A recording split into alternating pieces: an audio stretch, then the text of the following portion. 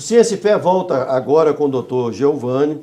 Dr. Giovanni é neuropsicólogo, ele é psicólogo e mestre em neurociências e terapeuta cognitivo comportamental, neurocientista e foi coordenador do programa de neuropsicologia do Instituto Raul Soares. Você ainda faz estudos lá, né?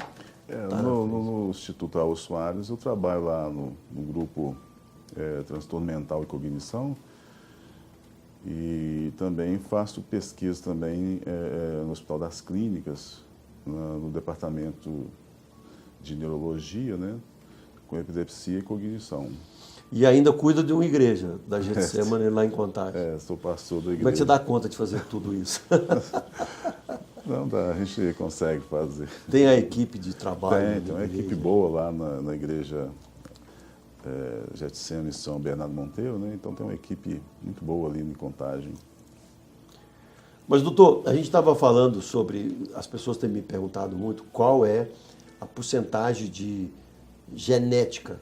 E eu quero trazer aqui duas coisas muito contextuais e que aparecem muito nas famílias e nas escolas, que é fazer uma análise.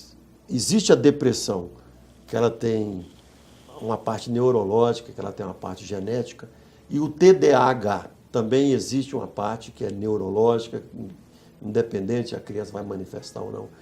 Existe hoje um lado genético que, independente do meio externo, essa pessoa vai manifestar isso algum dia? Olha, cada patologia tem uma explicação. Eu já falei sobre depressão e TDAH, porque eu sei que elas têm uma Vamos, por exemplo, assim. no depressão, por exemplo, né? Ela tem uma predisposição genética. Então, por exemplo, a pessoa que passa por uma morte de um parente, um ente querido. Tem pessoas que não sentem nada, ele consegue superar o luto, ele sentiu, claro, ele ficou triste, mas ele consegue superar o luto. Ele trabalha o luto. Isso, mas tem outras pessoas que não conseguem. Então, há uma predisposição genética para alguns e outros resistem mais, outros menos, né? Então, tem uma condição genética aí também, né? E claro que tem também depressão que ela é orgânica, né? Uma pessoa que tem uma alteração na tireoide, ela pode ter depressão, e não tem nada a ver com nenhum evento externo, entendeu? Então, quando a pessoa tem o hipotireoidismo, né, ele tem depressão. Então, ele precisa controlar, né? Geralmente, quando chega um paciente lá no meu consultório... Masculino e feminino ou só feminino? Qualquer um dos dois sexos. Então, quando chega no meu consultório, quando eu vejo que tem alguma coisa, eu peço para ir no médico fazer um exame de tireoide, entendeu? E o a pessoa fica muito eufórica, né? Como se fosse um sintoma bipolar, né? Então, existe puramente orgânico, né? Mas a maioria são causados por eventos sociais, lutos, términos de casamento. Exato, né? Mas existe também uma pré-condição biológica. E atingindo o biológico, vai ter alteração neuroquímica nesse indivíduo, né? Então, basicamente... Então, a porcentagem na humanidade, tipo assim, 5 a 7% da humanidade tem uma predisposição genética a ter depressão? Não, geralmente as pesquisas mostram, por exemplo, pessoas que têm são bipolar. Geralmente de 1 a 3% da população mundial tem bipolar. Então, se ela tem bipolar, tem uma predisposição orgânica, né? Depressão também está girando nessa faixa de 5 a 7% da população mundial, né? Que vai crescer, gente, né? E vai crescer, né? Do jeito que estão prevendo, né? Então, todo jeito há uma predisposição orgânica para tal. Então, se a pessoa teve uma depressão, fez o uso do medicamento direitinho, fez uma terapia, ela vai ficar bem. Mas ela tem uma predisposição, pode voltar a qualquer hora. Então, ela precisa fazer uma terapia para poder prevenir E essa pessoa que tem uma predisposição genética, o aconselhável, ela vai ter que tomar uma medicação para o resto da vida? Não, nem sempre. Há casos que, na maioria dos casos, com a depressão, a pessoa faz o tratamento adequado, né? E principalmente psicológico, né? Que a causa da depressão geralmente é uma inadaptação que ela tem, né? Então é uma de fundo psicológico. Então ela faz uma prevenção, faz uma terapia e ela vai saber lidar com suas dores. Com suas dores. Aí ela não vai. Então, se ela não sabe lidar, ela fica mal adaptada e entra em depressão. E no caso do TDAH, por exemplo, o TDAH assim significa transtorno, déficit de atenção e hiperatividade, né?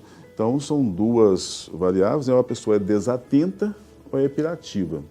Isso inclui no TDAH, de acordo com o DSM. Tem também, ou ela só é hiperativa?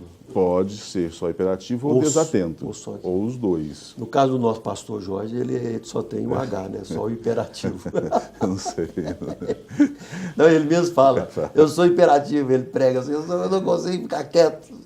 Então, ele faz 15 coisas ao mesmo tempo. Então, a maioria dos casos, ele é uma condição neurológica, é uma alteração neurológica e que precisa de um medicamento, né? Alguns casos são problemas emocionais, familiares, né? Mas a maioria são de fundo neurológico. Neurológicos. Exatamente. Então, aí precisa de ter um uso de medicamento para corrigir. Somente na escola, né? Que a criança fica desatenta. É porque a primeira atividade importante de um indivíduo é a escola. Então, os primeiros prejuízos vai sair na escola, né? E como ele está numa fase de aprendizagem, porque a criança já nasce aprendendo. Ela está no meio líquido e sai para o seco, ela tem que se adaptar. Então, ela vai aprendendo. Então, a fase, às vezes alguns adolescentes chegam no consultório e falam, estou cansado de estudar, não quero estudar, mas é porque é a fase de aprendizagem. Se você não aprender adequadamente nessas fases, você vai ter prejuízos no futuro. Quando estiver adulto, né? Então, quando a criança nasce, o cérebro dela está praticamente num estado assim, de repouso, né? Aí que as tensões no contato com o outro, com a mãe, é que as ligações, as sinapses vão acontecendo, é mais ou menos assim?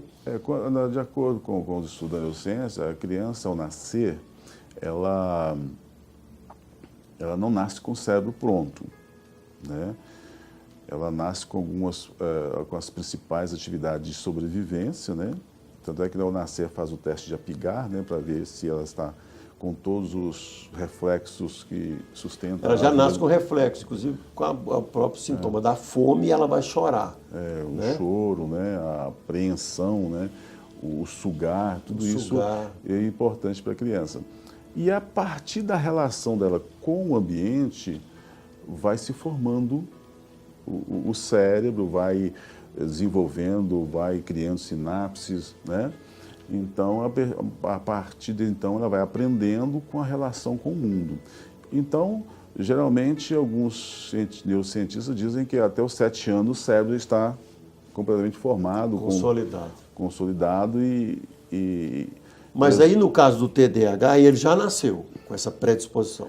Já nasceu. Mesmo que ele tenha ali uma maternagem bem feita, uma função materna, uma função paterna bem feita, lá na frente ele vai aparecer. Ele só vai saber se ele tem quando começar a ter prejuízos. Os prejuízos principais é na escola, né? Que é a principal atividade da criança é estudar. Então, quando a criança tem prejuízo na escola, tem que correr atrás, porque é a atividade mais importante dela. Do adulto seria trabalhar, casar, né? Mas para a criança é estudar. Se ela está tendo prejuízo, é porque tem alguma coisa alterada, né? Então, essa fase para a criança é importante, porque é fase de aprender. E se ela queimar as etapas, ela pode perder lá na frente, entendeu? Então, sobre o TDAH tem uma vantagem, né? Parece que a maioria do pessoal que tem TDAH, geralmente são muitos deles são inteligentes, né? Quem tem TDAH, as crianças são muito espertas, são inteligentes, né? São vivazes. Quando tem que focar, então tem que focar nos estudos, não focam muito bem, mas Você acha uma coisa que ela foca mesmo? Então, por exemplo, de jogos, por exemplo, eletrônicos, eles ficam focados, né? Não tem desatenção de jeito nenhum. Mas tem que ser trabalhado isso aí, né? Porque você precisa da atenção para aprender. Sem atenção você não aprende. Então, porque não é que ela não tem atenção, é que ela só tem atenção naquilo que interessa a ela, né? Isso não é uma condição assim, ela é interesseira, não. É uma condição patológica mesmo, né? Então, pessoas que falam, se ele fosse... isso é a esperteza dele, ele está querendo só porque é jogo. Não, é porque realmente é uma patologia. Então, ele só vai... conseguir focar em algumas coisas que é interessante para ele. Então, naquela coisa de estudar, de ler, de ouvir, ele não consegue, entendeu?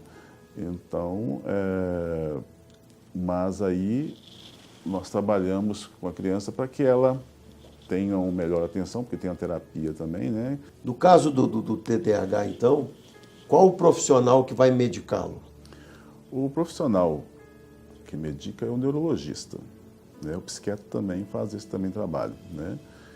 E quem faz a avaliação neuropsicológica, né? Porque todo neurologista vai pedir uma avaliação neuropsicológica, porque é desses testes neuropsicológicos que vai avaliar qual o nível de atenção dele. E o neurologista, o médico, né? O neurologista ou o psiquiatra, tendo posse dessa avaliação, ele vai medicar, entendeu? Então, o medicamento mais comum, que é o Ritalina, né? Que é o metilfenidato, mas ele precisa de ter uma terapia, né? Geralmente é cognitivo-comportamental também, e orientação para os pais como lidar com essa criança com TDAH, entendeu? Porque é importante para ele saber. Não adianta ele lá fazer a terapia, ele sai lá do consultório sabendo o que tem que fazer, mas chega em casa, o pai ou a mãe não sabe lidar com aquela situação. Às vezes ele conversa demais, né? Ou então é muito hiperativo, ou desatencioso. E existem várias técnicas, né, que a gente orienta os pais como lidar com crianças, né? TDAH, né? Por exemplo, o professor, por exemplo, quando ele vai dar uma prova, com certeza o indivíduo com TDAH, a criança, ele vai conseguir fazer em 10 minutos, mais rápido. Já a população normal vai fazer em 30 minutos. Então, na hora que ele observa, olha, eu sei que ele tem TDAH, na hora que ele terminar, eu vou dar uma atividade para ele não perturbar. Você não vai atrapalhar o resto da turma. Exatamente. Então, a gente passa essas técnicas para os pais também em casa, né, para eles não terem tanta dificuldade em lidar com a criança com TDAH. E o metilfenidato, né, que é o Ritalina, ele consegue fazer com que a criança fique concentrada para que ela aprenda melhor. Porque tem muitos pais que resistem em não tomar o medicamento, mas ela precisa de aprender. Porque se ela não aprender naquela fase aquilo que precisa aprender, ela pode ter uma dificuldade futura. Mais futura, né? Exatamente.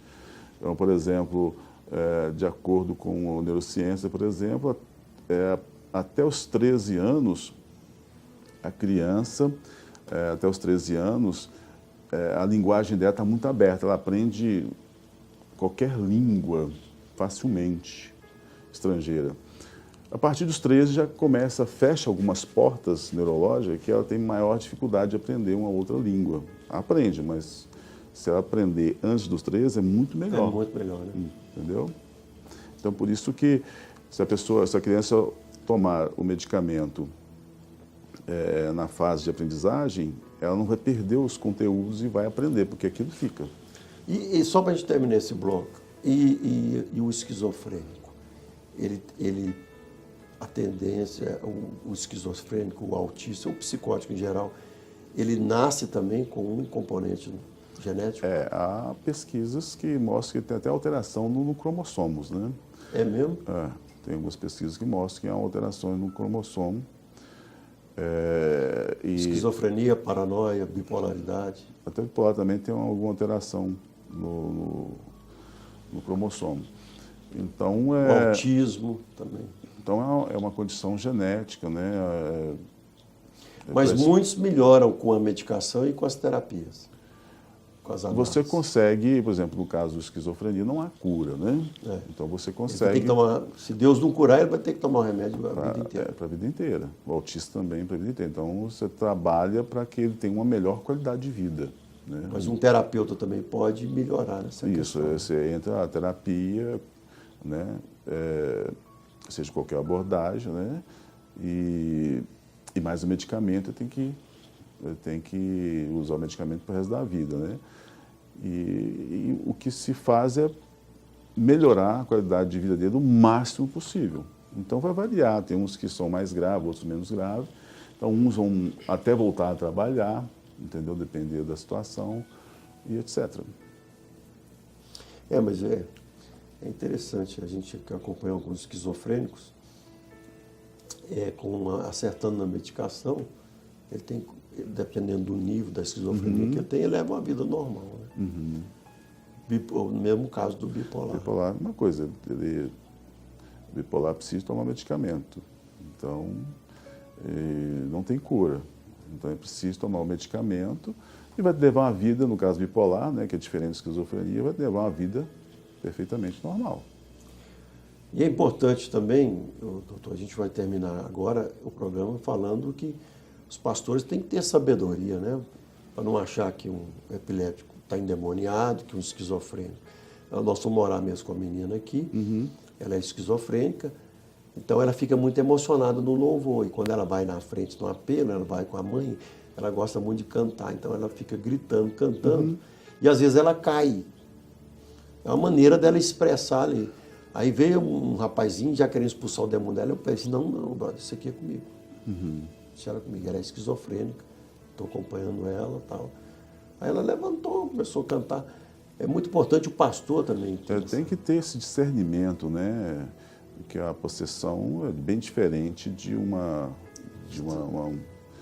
crise epilética, né? Que realmente, de um surto psicótico, né? Então é uma coisa que é bem diferente. Então, ele tendo discernimento, ele vai poder trabalhar tranquilo, né? Mas tem que ter discernimento. Pode machucar a família e a própria pessoa, né? Exatamente. Doutor Giovanni, ele também é pastor nosso, então ele vai fazer uma oração abençoando a sua casa. E o próximo programa será com ele. Nós vamos falar sobre identidade de gênero, ideologia de gênero. Você não pode perder o próximo programa. Vamos terminar aqui com a oração do nosso doutor Giovanni, nosso neurocientista aqui e também pastor da Getsemane. Amém. Senhor Deus e Pai, em nome de Jesus, nós te agradecemos por esta oportunidade e abençoamos todos os nossos irmãos, irmãs, Amém. Todos aqueles que estão nos assistindo. Abençoe com toda a sorte de bênção em nome de Jesus. Amém. Amém. Glória a Deus. Se esse pé termina aqui, Deus abençoe. A TV Jet, o canal da palavra, sob a presidência do pastor Jorge Linhares. Nós te aguardamos aqui na Getsemane. Até mais.